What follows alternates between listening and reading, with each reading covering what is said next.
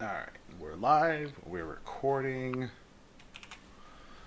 Welcome, ladies and gents, to the Tangents Podcast. This is our segment called Panels on Pages. I can't speak for some reason. Panels on Pages, where we talk about comics, and today we have a very, very special episode. We're talking with Frank Martin, creator of The Modern Testament from Insane Comics. If you guys have listened to this, if you guys watched us, the vlog, anything, we've talked to Insane Comics before. We're big fans of Insane Comics around here in T3G, and this is a new book that is a new trade that's coming out on Kickstarter. The Kickstarter is live right now. We're going to be talking about that. Frank, how are you doing today? I'm doing good, but I hate to burst your bubble, but Insane Comics is no more. What? Yeah. What? James Munch, publisher of Insane Comics, he closed up shop, I would say 2 weeks before the Kickstarter launched. Oh, how did I miss that? I don't know, but yeah, so you can say formerly of Insane Comics. Formerly of Insane Comics. All right. Wow, that is... I didn't let that stop me. I plowed straight ahead with the Kickstarter, so I'm printing it myself. And yeah, we're doing well so far. Oh my goodness. Well, I'm Way glad... to drop a bomb in the middle of the podcast. Jeez, right? Seriously. I'm glad, you know what? I'm glad that didn't stop you, though. I'm glad that didn't slow you down. Obviously, you're really passionate about putting this book out. No, I roll with the punches. That's the way it should be. That's the way it should be. Let's talk a little bit about your start in comics. Where originally, what was your first book? Is this your first book? Have you done books before? It's my first. I would say it's my first book. I mean, I've had a couple short stories that were published, and this isn't really like a complete series. It's just more short stories, but they're all mine. So I guess I could call it my first book. What drew you to comics? I mean, like, a lot of people grow up reading comics and they're always like, oh, I'm going to be a comic book artist. I mean, I know for a long time thought I was going to go into comics. I wanted to go in and and take over Marvel. That was my be all goal. To do that at some point. Every little kid who reads Marvel wants to say, I want to be in charge. I want to come up with stories for all these characters. But yeah, I mean, I always read comics growing up. I love the characters. I've always wanted to write about the characters, but I was traditionally more of a regular author, a short story, more of a prose writer, and that's kind of my budding writing career was kind of focused on that. But as I did that, I continued to write. I continued to read comics. So at some point in time, I was kind of like, you know what? I like writing. I like reading. I like comics. Let me try writing comics. So I put the two together, and in those early stages, it was a lot more work than I thought it was going to be. But I learned, and I try to get better, and kind of here we are today. And I'm glad I stuck with it. Absolutely, man. That's it's good. I'm glad to hear that. That is it. What was sorry, I'm just trying to find the right words here. What was the catalyst for you to go from prose to comics? I mean, it's I would say in many ways it's a different medium. It kind of, there's a lot of stuff that you don't have to do in prose that you do have to do in comics. You have to, instruct your artists. You have to, the stuff that you would normally just what was this? What was the? I can't think. It's kind of weird in a way because it's a give and take. Some stuff is a hell of a lot easier. Some stuff is a hell of a lot harder. For instance, as a writer writing a script, the audience is never really going to see my words, so I'm not so picky about, I would say, the artistic form of the sentence that I'm creating, if that makes any sense. It doesn't really have. It doesn't have to be too pleasing to the eye because it's not the finished product. It's not going in a book. Right. But at the same token, because I need to write for an artist, I might focus on certain details that have to be in the panel. Whereas if I was writing a story, those details aren't really that important. They can just be in the background, or I can mention them later. Or your focus is shifted in how the story is presented. But when you break it all down, I mean, the basics of storytelling are still there. You still have to focus on building characterization and having a running theme throughout the story and making sure the setting lines up. So the fundamentals are still there. It's just basically how you craft them in terms of pacing that can vary differently. Definitely. I was gonna say, as far as like giving instruction to an artist, now there's a couple different methodologies that I've seen over the years. There is, what's normally referred to as the Marvel way, where you give panel by panel instructions, and there's kind of the DC way, where it's like, this is what happens on this page, and you kind of go nuts with it, and people have kind of a range of methods in between, but those are kind of the two polar opposites. Like, do you focus more on a panel by panel instruction? I think I do mainly panel by panel. I mean, there are times when if it's not such a strict panel format on a page, I might be a little bit more fluid in how I explain it and let the artist come up with how they want to do it. And at the same token, I'm not artistically trained. I know how to tell a good story, at least I think I do, but I don't know what's appeasing to the eye as far as art style and how things are laid out. So if I break it down in a certain number of panels and format it and lay out a certain particular way. Oh, we got phones. Sorry. Yeah, if I'm laying it out a certain way and the artist says this is stupid, it's not going to look right to the eye, let me do it this way, I have no problem with an artist overruling me from an artistic standpoint as far as what's going to look well, as long as the basic parameters of the pacing is intact and the story itself works. Gotcha. That definitely. I understand what you're saying there. With there's a couple different options as far as how to go about it, for sure. Now let's get into the Modern Testament. And my sample here, it's got the Insane logo on it. Now I'm gonna be a little emotional about it. Threw a curveball. Well, yeah, they put out the first 4 volumes of the book. Sure. So all the copies that I have that I'm going to be selling at conventions, they're gonna be dinosaurs because they're all going to still have the Insane logo on them. They're going to be collector's editions at this point, man. Yeah. You start racking up the price, and $5 copies are now $10, Yeah, people are going to be walking down they're like, why is your comic book $25? You don't know what this is? You don't know? You haven't heard? What is the pitch? What is the concept behind it? Obviously, we have a little bit here on the screen. Biblical beings, although ancient and iconic, struggle to be understood and find their place in today's society. Humanity has changed since their creation during the days of antiquity, and they along with it. These tales chronicle them on their journey of self-worth and purpose. They're stories of discovery. We're currently writing every day in our own Modern Testament. It's a little lofty. That's a little conceptual. I could break it down a lot simpler than that. So it's very simple. Modern Testament takes mythological creatures around, I would say, biblical mythology. So angels, demons. I use a golem. We got behemoth, leviathan, just creatures and beings of that sort. And they're short stories centered around placing these characters in a modern setting.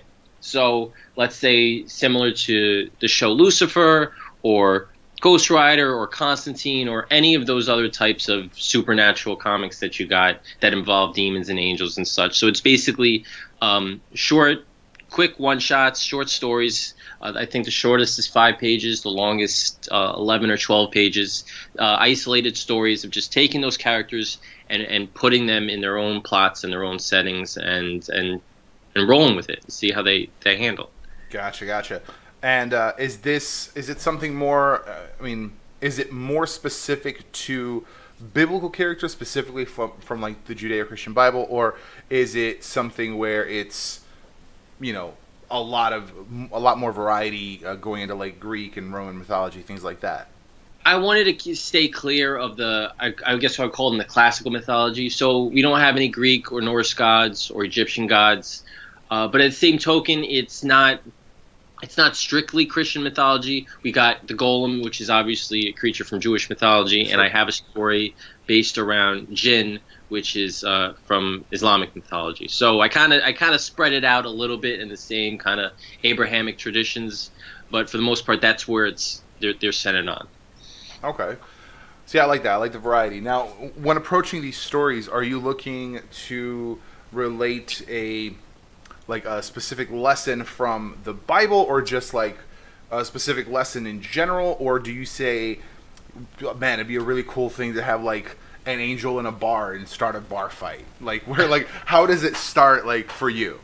The process. So my basic process is first I have to find a biblical being. I was kind of when I first undertook this endeavor, I was like, there's so many biblical beings to choose from, and then I actually got into the thick of it looking. I'm like, there's really not that many to choose from.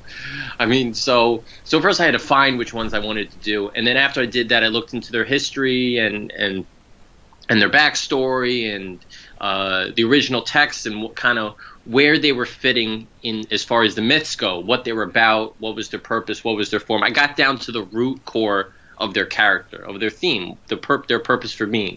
And then I kind of transposed that into a modern setting and kind of figured how would they react or how they fit and feel in today's society. And from there, the stories kind of wrote themselves as far as how I wanted it to play out and the plots as far as what I wanted to have happen. So the angel in a bar, that was I kind of figure, what's the point of an angel? So an angel, they're kind of supposed to be humanity's protectors. They're kind of going to feel like they have to prevent us from harm.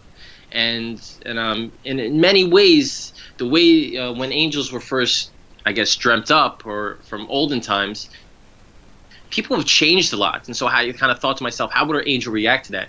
And I thought maybe he would be kind of depressed. And where do depressed people go? Where they usually go to a bar and they start taking shots. So, That's fair. And then the story kind of just rolls from there. So that's kind of a little glimpse of how these premises came about.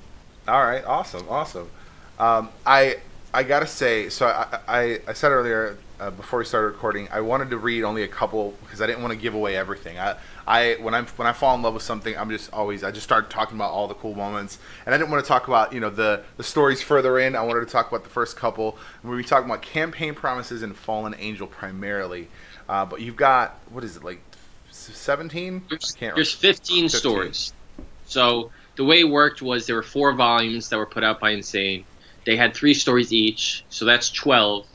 Insane also put out 2 digital shorts that were for Free Comic Book Day. They're in the book as well, so that's their first time in print. And then, as you mentioned, Campaign Promises, that's a trade exclusive book. So the first time it's anywhere is inside the trade. Gotcha. I love Campaign Promises. I have to tell you, it's one of those things that I always tell people. I'm like, you know what? I would vote for the first person that was just super honest about whatever they wanted to do. Like, I laughed, like, we had so many reasons for, let's say like the war in the Middle East. Like, we had so many reasons for going places and doing things. And I'm just like, if you just came out and told me like, hey, we're going to go over there and we're going to put our foot down and take the oil by force, I'd have been like, all right, that's fair. Like if that's what you want to do, that's your decision. Like, you're in that position. It's kind of weird because there's 15 stories, and I didn't really want to stick to one particular, I guess I would call it, tone throughout the book. So in Campaign Promises, it's kind of a satirical story, but it's the only story in that entire book that has that particular tone. I mean, I got stories in there that's like gory horror, then there's psychological horror, and then there's a story that's a little bit comedic, and then I got ones that's suspense and thriller. So the fact that that's the first story in there and you're reading, you really don't know what to expect as you keep going through these different stories. So it's kind of awesome that you thought that one was a great one. Oh, for sure. And I love the kind of juxtaposition of like this, like you said, very satirical, going into the second story, The Fallen Angel, where the artwork is way more gritty. So I love the style change in general, but then the tone is completely different. Like, this guy, you can tell right off the bat, he's going through some stuff.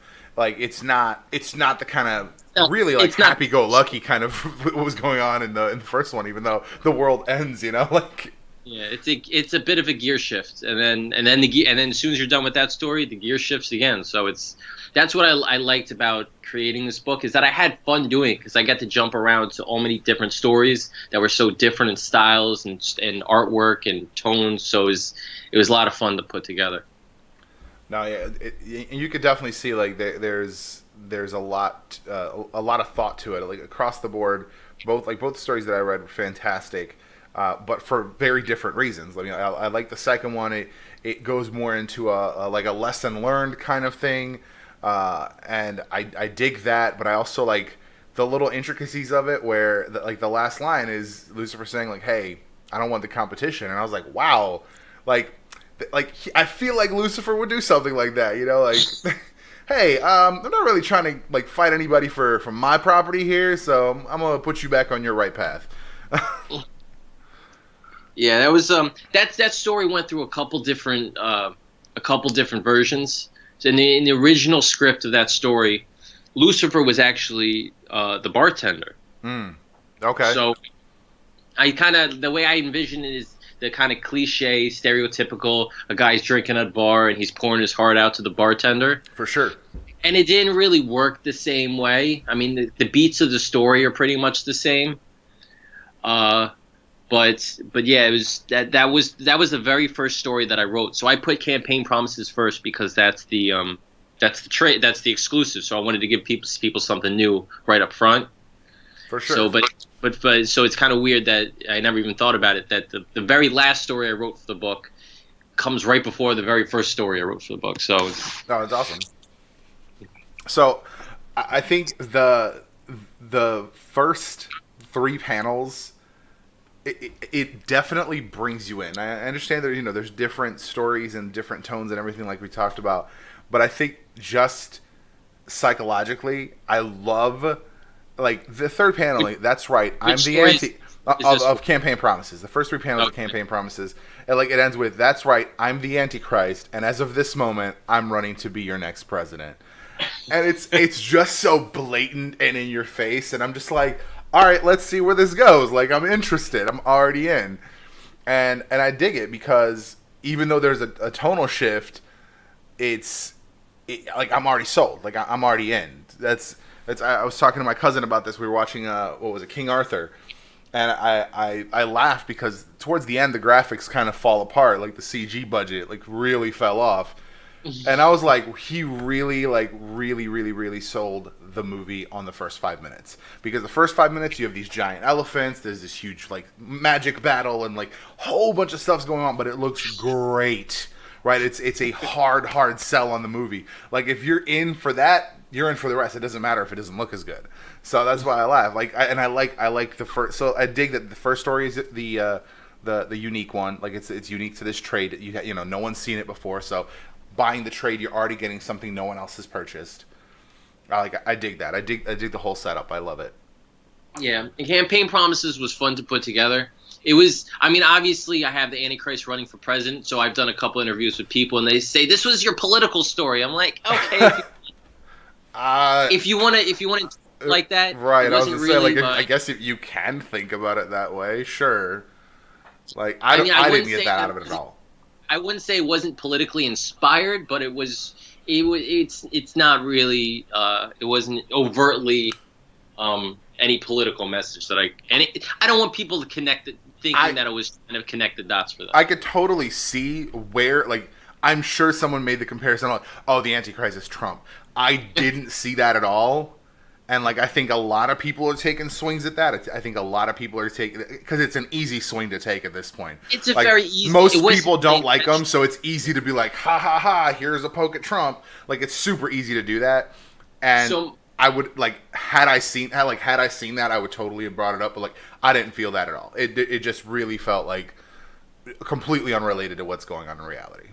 The political inspiration that I drew from the book wasn't necessarily Trump himself, but it was a lot of the people, the crowds that he was drawing. So I would say the connection wasn't really between Antichrist and the Trump. It was more between Trump's crowds and the Antichrist crowds. That was the political connection that it was kind of. I love that he's honest. Like, but he's going to kill us all.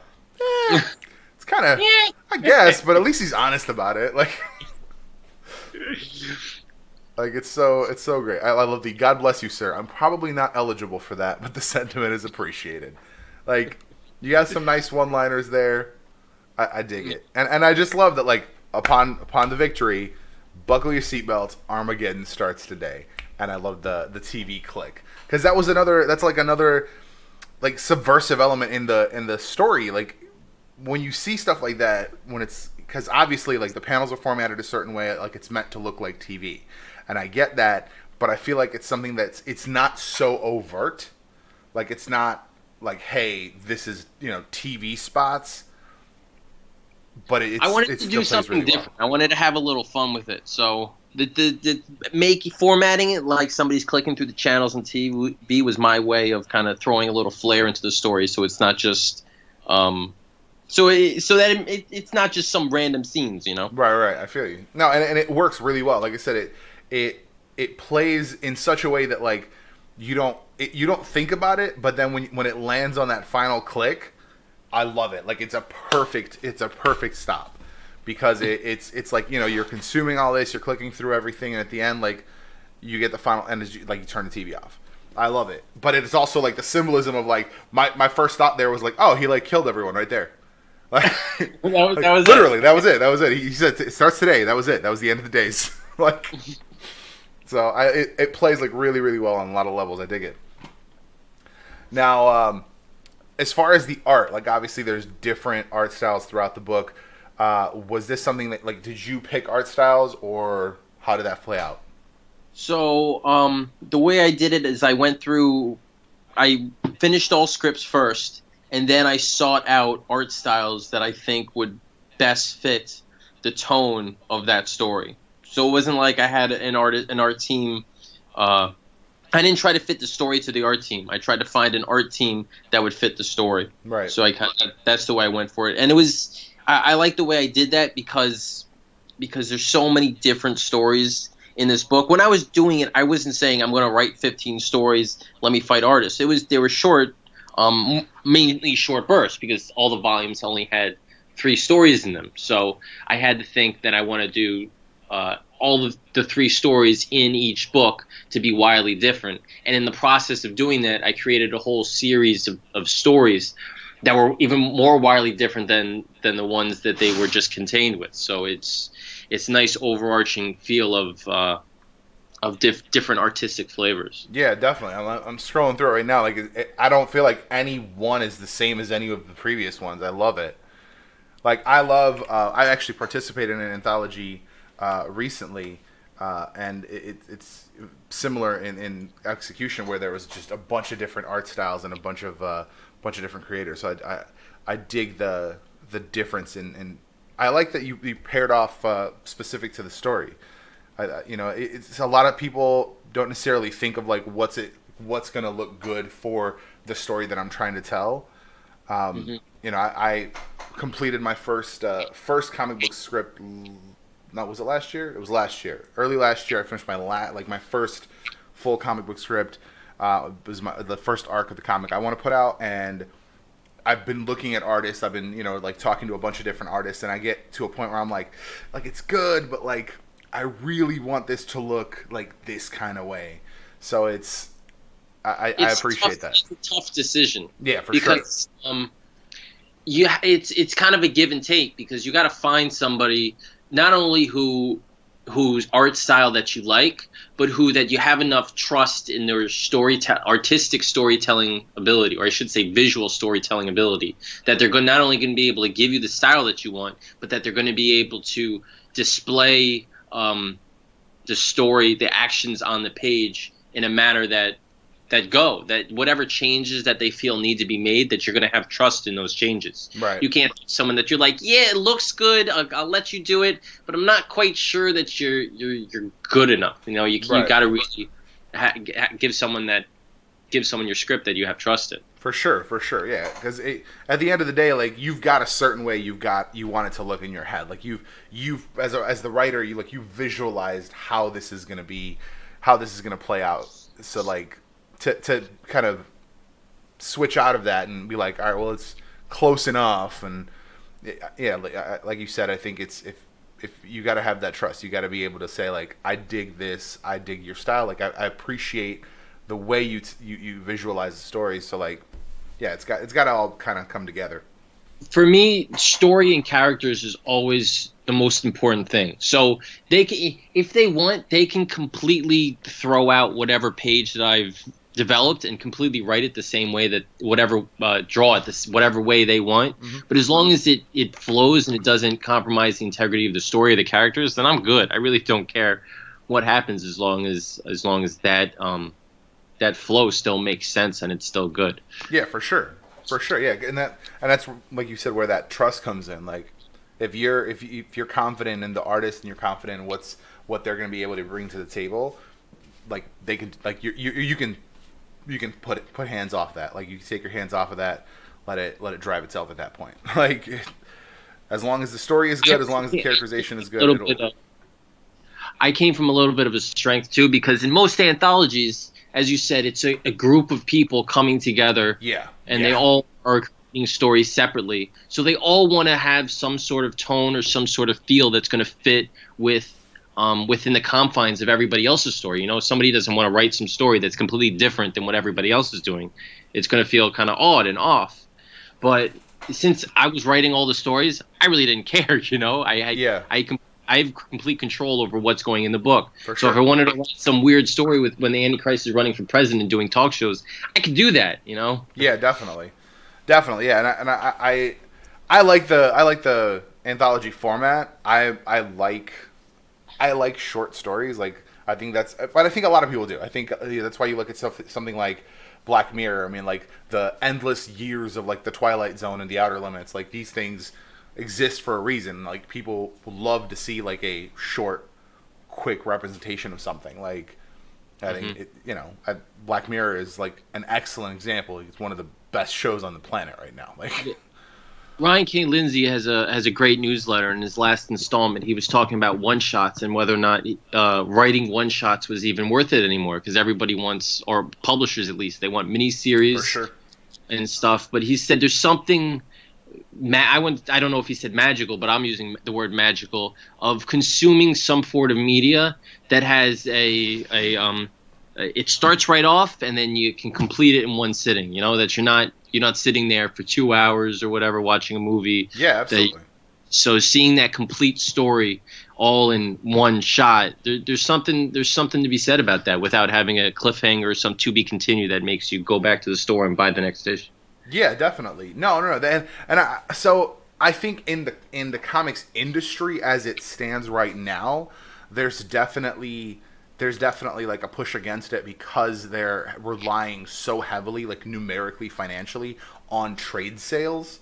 And I will say, like, going back to like picking up trades from like the 90s and stuff, where you have a single issue that was like not part of a larger story, kind of like wedged in the middle of the trade, or like at the beginning or the end of it, like it kind of throws off the balance a little bit. You buy, let's say you buy a Spider-Man story, it's mostly about Hydro Man, let's say, but there's like a one-off story about Green Goblin. Like, like, all right, I get it, but at the same time, it's definitely, like, actually one of my favorite examples of that is Spider-Man A Day in the Life. Good trade. All the content is good, but it's like 3 different stories. Mm-hmm. It's still Spider-Man, so for me, like, I'm personally a completionist. I like reading stuff in order, so I had no problem with it. But I could definitely see people reading, like, there's the story with like the bad guy, the villain, like the Spider-Man story. But there's also the story where Peter, on the anniversary of Gwen's death, goes up to the attic and records like a tape about, hey, how you been? And like Mary Jane goes up in the attic and catches him, and she's like, no, I get it. I see what you're doing. It's cool. Tell Gwen I said what's up. And like, that's like a whole different kind of story than the Spider-Man fights the bad guy story. Like, it's just a different story. There's just no. But I get how people could be thrown off by that. So the concept of wanting a complete arc, wanting a complete storyline in a trade. Welcome, Crawler, to the broadcast. It's very much. I get it. Like, I get where people are coming from. But like you said, there is something about picking up a single issue, and I think it worked a lot more in the past. I think it worked like back in like the olden days of comics. I think it played a lot better because you could just put a book out. I mean, that's kind of stuff like I forget what it was originally called, but the story that like created Damian Wayne was a one shot, like maybe prestige format 64-page issue. No, Crawler, it's definitely not supposed to have no audio. Let's switch over. Sorry, didn't realize. Crawler, how about now? Apparently my live broadcast has no audio, but it's our first viewer, so you still can't hear me. That is very strange. Can you hear me? I can hear. Yeah. Can you hear anybody? Okay, so you can hear you. Huh. Very strange. Okay, let's turn that on. Switch to that. How about now? Mid-episode troubleshoot. Right? Mid-episode troubleshooting. This is why I gotta like bribe people to be on to be on right at the beginning of a broadcast so I can make sure that I've got audio. This is the caveat of live, right? Like live, you never know what's gonna happen. It's raw, it's real. Yeah. What you see is what you get. How about now? Now? Yeah, no? All right, there we go. How you doing, Crawler? Today we're talking to Frank Martin, the writer of the Modern Testament, and we're just debating, we're discussing comics in general. This is a new Kickstarter live. Check out the link below there. Talking about how nobody likes one-shots anymore. Yeah, nobody likes one-shots anymore. But I think, like I said, I think in the past, like the story that created Damian Wayne, son of Bruce Wayne, was a one-off, like 32, 64-page story that came out in the 80s or early 90s maybe, and it was just like a one-shot where Bruce Wayne goes to fight Ra's al Ghul in the Middle East somewhere. He ends up having sex with Talia, and it was a out of continuity, like it didn't take place after issue 543 of Batman or anything. It was just a one-off, and then that later created a whole character, a whole arc of storylines. Same thing with like the Killing Joke. The Killing Joke, granted, it's a little bit of the bigger presentation. It's a bigger book, but at the same time, like it was a one-time, like unrelated, single-sitting kind of thing, and I think there's something to be said about that. I think there is something to be said about picking up a single book and just reading it, and it's it is what it is. You don't need to read 30 years of backstory. You don't need to know 5 other comics, what's happening there. It's just like, this is a story. Yeah, I'm more of a Marvel guy than a DC guy, but I always like that DC puts out those original graphic novels. They do a lot better on the original graphic novel that have nothing to do with continuity front. Yeah. I mean, Marvel tries to do that every once in a while. I also think a problem is that when the big two try to put out a one shot, or they think it has to be like a prestige book, like it's just a single issue. We need to bump it up. We need to make it do it something special. Right. So it's a little bit longer book, and then they price it at like $5.99 or something. And something's like, I don't want to spend an extra $3 for this book, so that's why they don't sell as well, and I guess they don't get pushed as much. Yeah, definitely. Yeah, like you said, Marvel used to do that. There were, like, I think all the way through the 90s, even a little bit into the 2000s, there was definitely some sort of prestige format or like one-offs. Like back in the day, it used to be the Marvel graphic novel series. I mean, like the New Mutants' first appearance was Marvel graphic novel. Like one of the greatest stories of X-Men ever told, God Loves Man Kills, was Marvel graphic novel. It was a single issue. It like worked within the universe of like, if you were reading X-Men, like, yeah, you knew who the characters were a little more deeply, but you didn't need to know who they were. Like, you didn't need like a deep explanation. It was the main team of X-Men, but it told a completely different story. It told a story that was out of continuity. Yeah, like later on in the storylines, later on in the series, they refer to it and like there was consequences down the line, but that was kind of retconning. It was originally just a standalone story. They just Tom King just had a Swamp Thing prestige format comic that I liked a lot. So that was, they do have them every once in a while. And I remember in the early 2000s, Marvel Knights had something called Double Shot, I think. Yes. It was like a one shot, except it was two one shots put together. 100%. Yeah. There Yeah. were two It was short great. stories. I thought they were great. Yeah, it was fantastic. That's why I've always liked What If. What If comics, like the ongoing series of What If, was great because you get a single issue. It's like, what if this happened? And then it's that whole story contained in one book, and that's it. I didn't love when they started in the like mid 2000s doing like, hey, like Civil War just happened. Here's a What If Civil War That was kind of three issue weird. miniseries. I thought that was kind of weird. Crawler asks here. Crawler is our viewer right now. Crawler asks, don't you think the comic model is a bit outdated as far as price and means? Maybe. I think comics are kind of weird in that they put out digital comics the same time and the same price as print comics. And the only reason they don't do that is to keep comic book stores. I don't know if this answers your question, but they do that to not completely destroy comic book stores. Right. If they wanted to, they can price every single book at 99 cents and they would make an absolute killing because putting together a digital book is maybe a fraction of the cost of a print book. So yeah, I was actually just talking about that. That's funny. So I don't know if that speaks to his question, the particular point that you were trying to address. But yeah, I think that they're trying to cling to a certain type of status quo, and the world's changing, and readership is changing, and publishing in general is changing. And I think that they kind of are a little bit behind the curve as far as what they want to do. And we've seen that a little bit because comic book sales of the industry in general has taken a little bit of a dive. Yeah, definitely. And so on the note of the digital versus print, I was just talking about that. Like I said, I know an independent creator team, husband and wife, Comfort and Love. I don't know if you've ever met them. They create great stuff, like really good books, but they put out their floppies and at print price, and then when they go digital on Comixology, it's 99 cents. Now, granted, it's just them. There's no overhead. There's no they don't have to pay for an office space in Manhattan. Like, I understand that a Marvel book does cost more, but I think if you were to go down to like the 90s, what was that series? I think it was called Marvel Edge. It was 99 cents or $1.99. Even when other books were $2.50 or $2.99, it was $1.99. It was like the cheaper option. It wasn't on the glossy paper. I was just apparently DC just recently switched back to newsprint, and I thought that was interesting because they didn't change the price. Mm-hmm. So they reduced their back end cost, but they did not forward that savings to the consumer.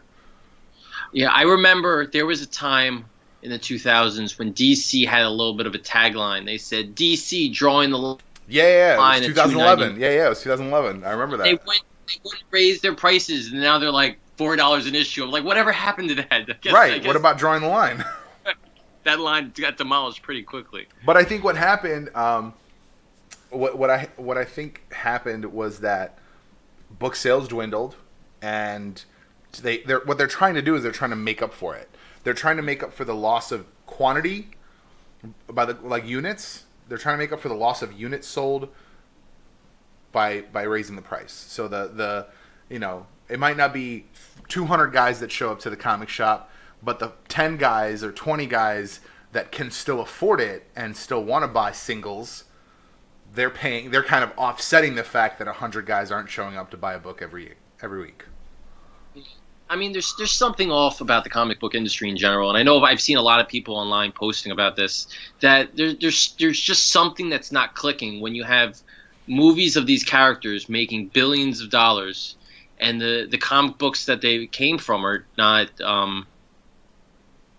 are going down. That they're not selling like they used to. There's a little bit of a disconnect there.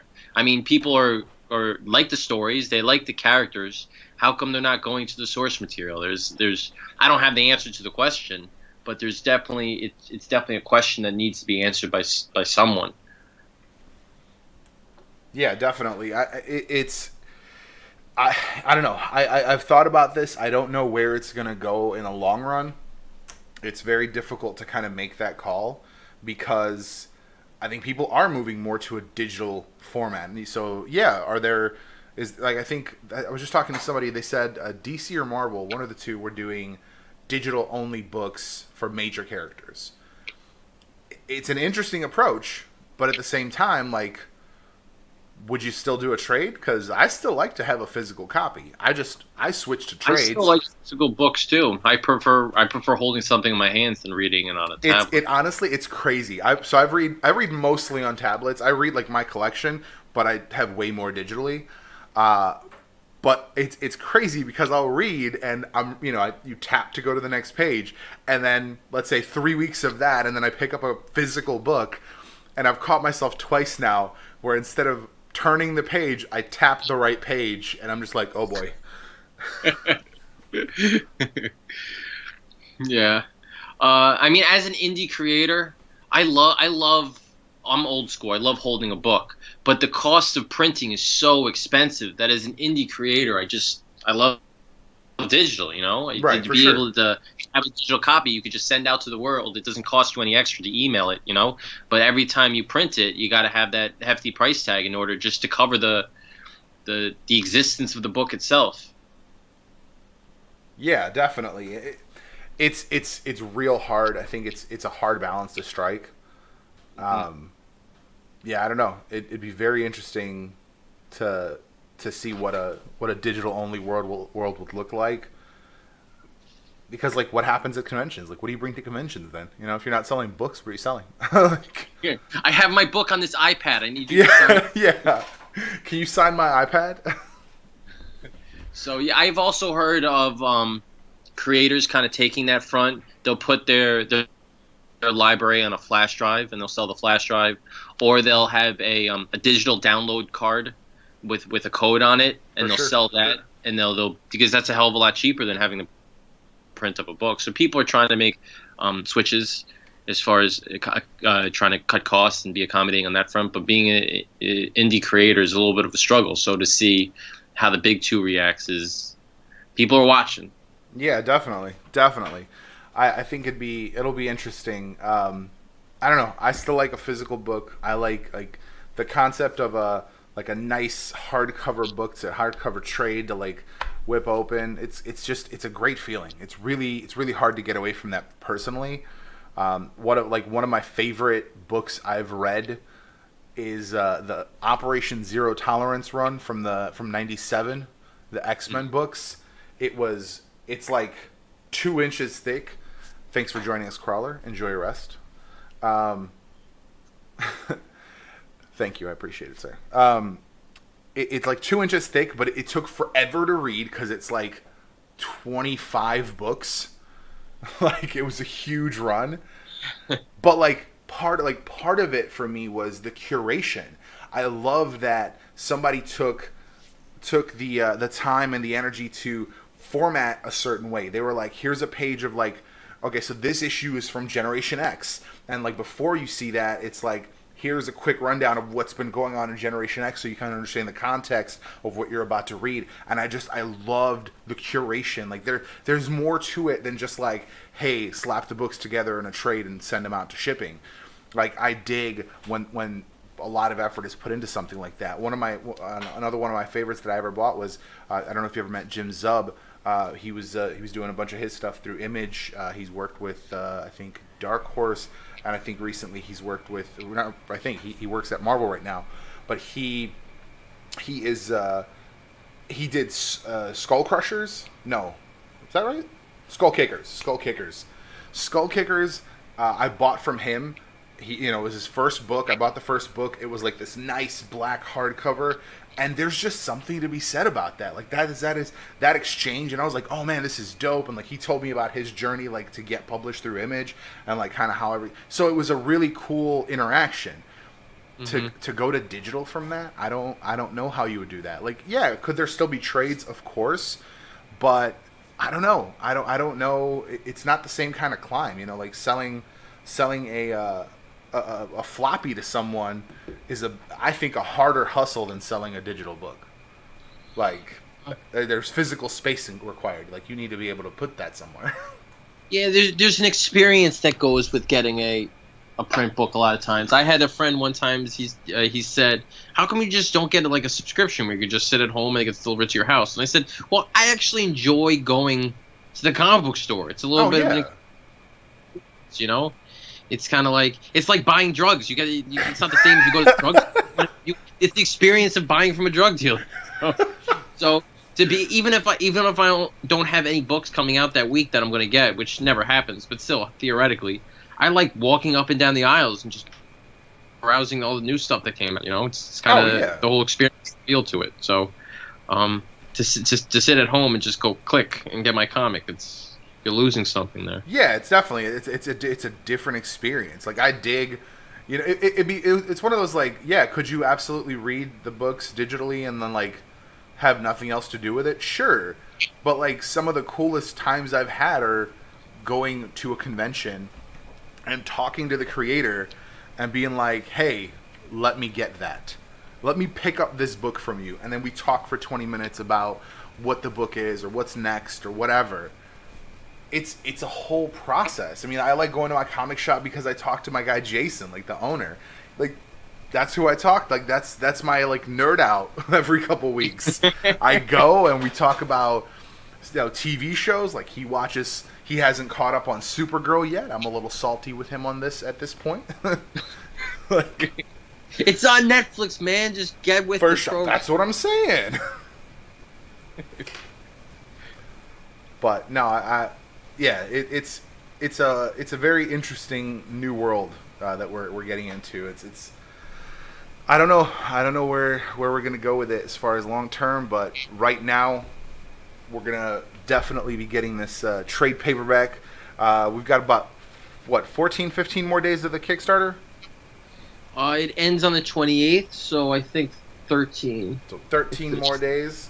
I'm going to be putting this up a little early. Usually I put the audio and video a week after the live broadcast, but we'll put this up definitely this week, so we can get that kind of information out there. If you have not gone to Modern Testament Kickstarter.com yet, please do support the book. If you can't support it, share it. Let's get the word out there. Let's get the next tiers. Have you hit the goal yet? I had. It was $1,000 goal. I just passed 2,000, so I was psyched about that. We hit our goal on the first day, but we're still rocking and rolling. And I got kind of a rolling stretch goal. Nice. So my plan was every $150 after the goal, I was going to offer up another number one that was part of Insane Comics. Mm-hmm. So even though Insane Comics is gone, all the creators still said, yeah, this is cool, let's do it. So I got a whole bunch of books that are able. I'm going to have a whole package of books of digital books that people are going to be able to read. It's going to be the last chance to get all the Insane Comics titles in one place. So I'm getting close to approaching the next stretch goal, which would be the seventh Insane Comics title. So dope. I like it. It's a lot of value. It's a lot of value. Forget what my once the Kickstarter's over, all these creators are going to kind of go their separate ways. So this is like I said, the last chance to get a little sampler of what Insane Comics had and to follow these people on their post Insane Comics journey. Dope. Y'all should do like a insane omnibus. Like all of the formerly insane books. I like it. I like the idea. Just get that little bit of extra cash out of it, you know. We'll try. We'll try. All right, Frank. Thank you so much for joining us. I am super excited. I'm gonna be. It reads super quick. I love like we talked about. You know, the short story format is very nice because it reads super quick. I mean, I think I read those two in like 10 minutes. Like, because it flows very quickly, and I dig it. So I'm very excited to go through and finish this up. And, thank you. Can't wait for my physical copy to come through. I appreciate that. Thanks. My pleasure. For those watching in the future, make sure you check out the links on screen or in the below description. Those listening in the future, make sure you check out ModernTestamentKickstarter.com. Thank you again, Frank, for joining us. Thank everyone for watching and listening, and we'll see you guys and talk to you guys in the next one.